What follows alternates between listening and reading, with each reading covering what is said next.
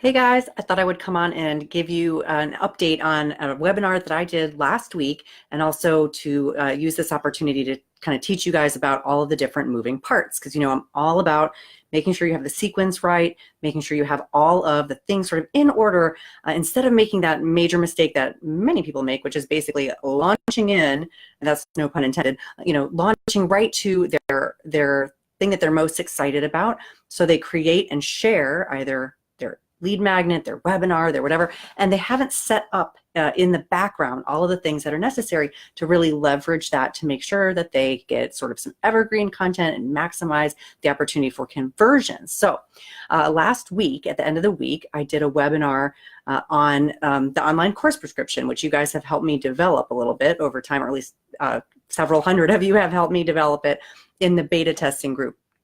So I did a webinar in which I taught a little bit about how to make sure that your online course is going to be profitable, make sure that you're making the right strategic shifts. So I can't just create the webinar and throw it out there and expect for anybody to come, of course.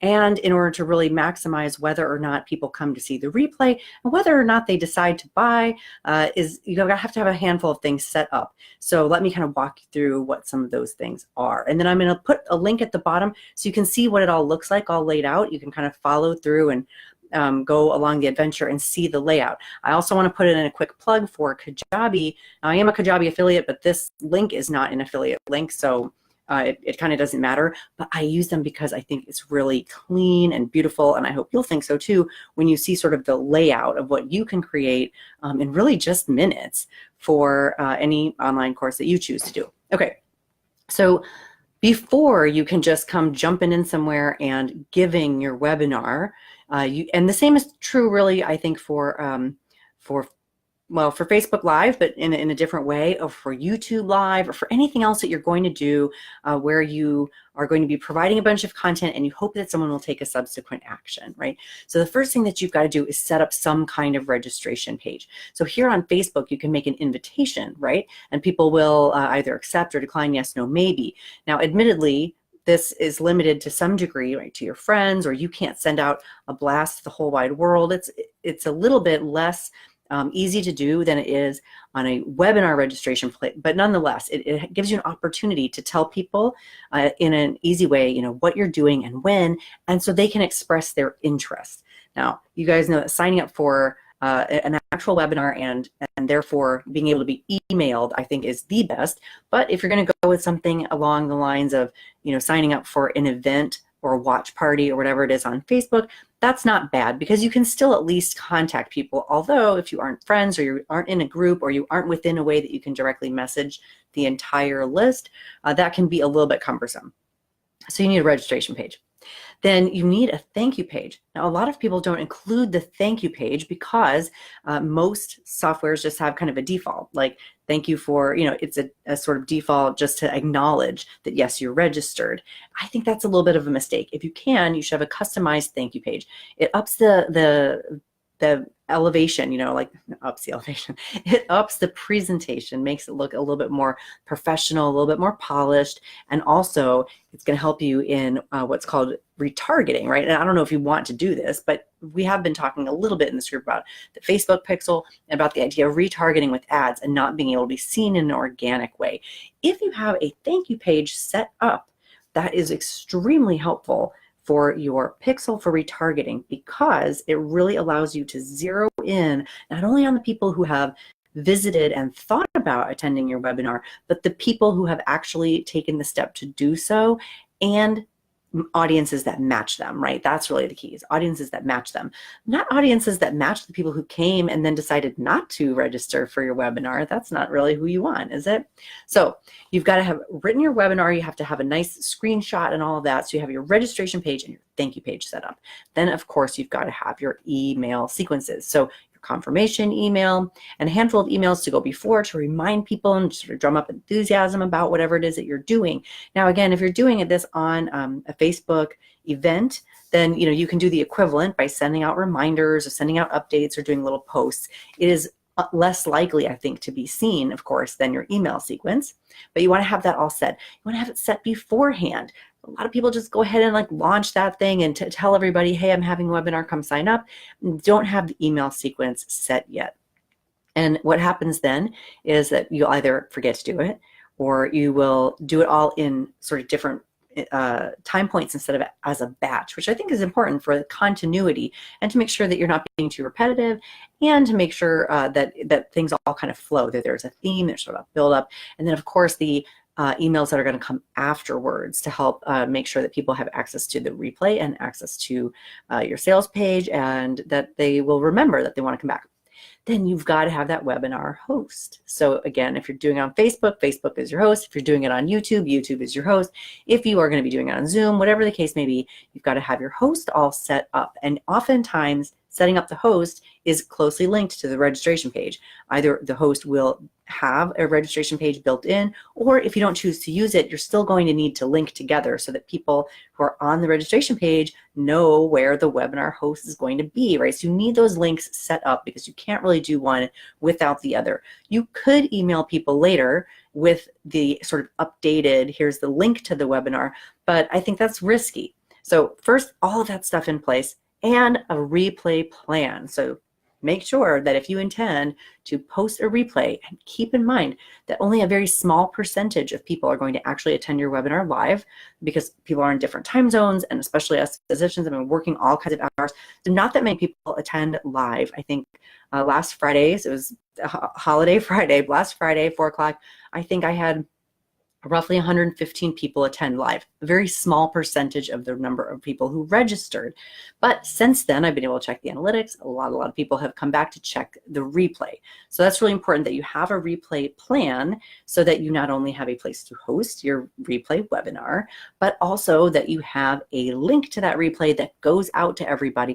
I like to send it to everybody, even people who did come, because not everybody gets to stay for the whole time, or maybe they did have to turn their attention away, even though I say no multitasking during my webinars. So sometimes they will want to go back. They'll want to watch again, right? So that's an important thing, to have that replay. I like to send it out to everybody.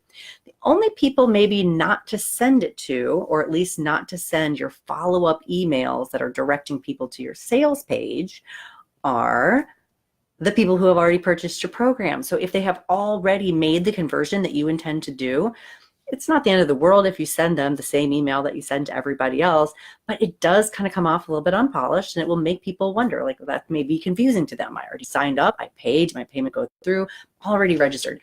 So when it comes to providing the replay link, you can certainly do that, but you don't want to send any follow-up emails that are sort of asking questions or providing additional sort of conversion type of material to someone who has already paid. That if you can avoid that, you should. And finally, that brings me to that sales page. If you don't have your sales page set up, and you don't have your payment processor set up, then you are not in a position to have conversions. And it is a mistake, even though I'm in love with the email list, you guys know I'm always talking about it. It's a mistake to think that you can have a registration page, sign up, have an awesome webinar with a huge number of email captures, right? Email people who have expressed interest in attending but can't make it live, and to think that you are going to be able to get back to all of those people with a sales page that didn't exist already and convert in the same way. You're just not going to convert as highly. It's just not going to happen, because think of all of the different layers that you have to go through, right? Emails have a certain open rate, a certain click rate.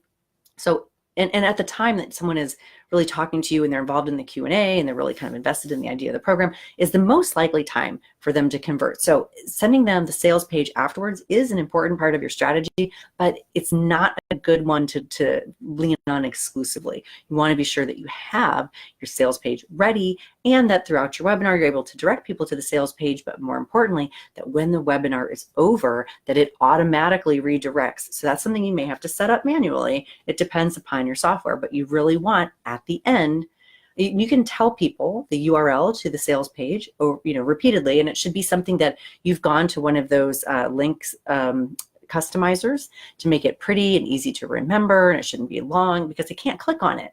So it should be something pretty and easy that they can remember, that they can go type in. But even if they don't do that and they stick with you literally to the very end, then you don't want the screen to just go blank. You want it to automatically redirect and land at that sales page. And of course, you've got to have your payment processor integrated. So here are all of the pieces of the puzzle that you guys are always asking, okay, what do we need to do? So for recap, you must have, okay, first for your product. So I'm assuming it's going to be a webinar. We've talked about the sort of permutations. You could do it on Facebook, but let's say you're having a webinar and the webinar is intended to convert, to get someone to sign up to be a client, to take a course, do some consulting, or buy your book, or whatever it may be. So first, registration page for the webinar. Thank you page for the registration to capture the URL so that you can tell your Facebook pixel what kind of conversions you want, like specifically what kind of conversions, not people who came and didn't register, people who came and did register, and then other people like that. Hey, Heather, thanks for joining. So that's what you want, a registration page and a thank you page. Don't forget the thank you page, even though there's going to be likely some pop-up in your landing page or your registration page that says, thank you for registering, success. You know, that's not, I don't think, enough. Something with its own URL. Email sequence all set to go. So they get a confirmation email, they get a couple leading up before reminding them that it's happening, and they get the ones that they need afterwards that are part of not only the replay, but also the sales nurture and the funnel. Make sure you have your webinar host set up and that your webinar host is all sort of programmed so that you have the date, the time, and a URL that you can include in the registration page so that people will know, and in those email confirmations, and that you have a plan for the replay, right? So not every webinar host automatically offers a replay. Some of them will offer to automatically record, and then you have to manually upload it as a replay, and that's fine too, but you want to just have that in place. Ideally have the URL set in advance so that you can just shift in the recording. Otherwise, it's going to be super clunky. You're going to have a billion people emailing you saying, hey, I couldn't make it. Is there going to be a replay? And you want to be sure that that's seamless, that that happens automatically for everyone who's registered, and also so that you don't have to do it one at a time, because one off, that's really, really hard.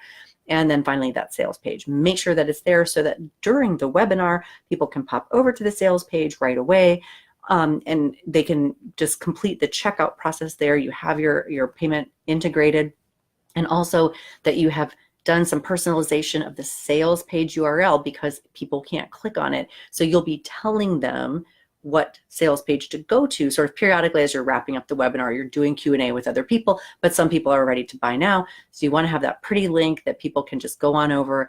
And finally, you'll want to be sure that at the end of the webinar, instead of just the screen going black and it being donezo, that it redirects automatically over to your sales page. So those, I think, are the essential, I would say 5 or 6 essential moving parts if you are going to be hosting a webinar with the intent to convert.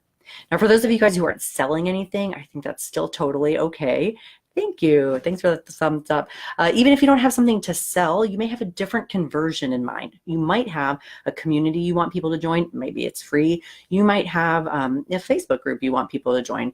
You may have a charitable donation you want people to do. So there may all kinds of conversions. Not everything is all about selling a course or consulting or registration type of thing for your products or services. There are plenty of other conversions that I think are very worthwhile and super likely to be successful on the other end of a webinar. But each one of these steps converts the best if all of the other pieces of the puzzle are already in place. So again, like I mentioned, I'm going to leave the link to the webinar that I held last week that was super effective in that way, so you can see the layout.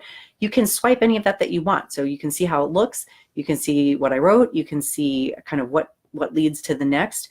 I will mention that because of my replay plan, I do not have, you won't see the thank you page. The thank you page, if you go through it to see what it looks like, right, you'll see the registration page, you'll see the replay page, you'll see all of that stuff. And you can, again, swipe the look, the feel, the words, I don't care. So you can kind of take a look at that, but you will not see the thank you page even though it's being captured, because I have set up the replay to just pop up immediately rather than having you go from registration to thank you to having to click another button to see the replay. Because again, with each layer, you kind of lose conversions, right? People will drop out at each click. Any extra clicks that have to happen, you'll lose people. So I like to make it as easy as possible. Now that the replay is there in Kajabi, you'll just go right from the registration page and you'll see that. But still, you'll see how the layout is, kind of how the invitation flows, and then how the replay looks and feels, and all of that. So and the sales page, I'll send, well, yeah, you'll get direct to the sales page. So all of that is all in there.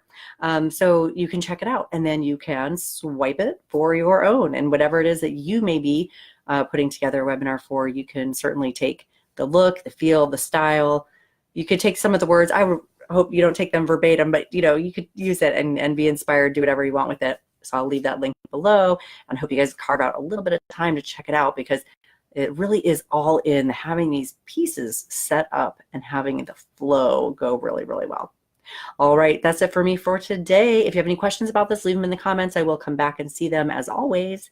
Bye for now.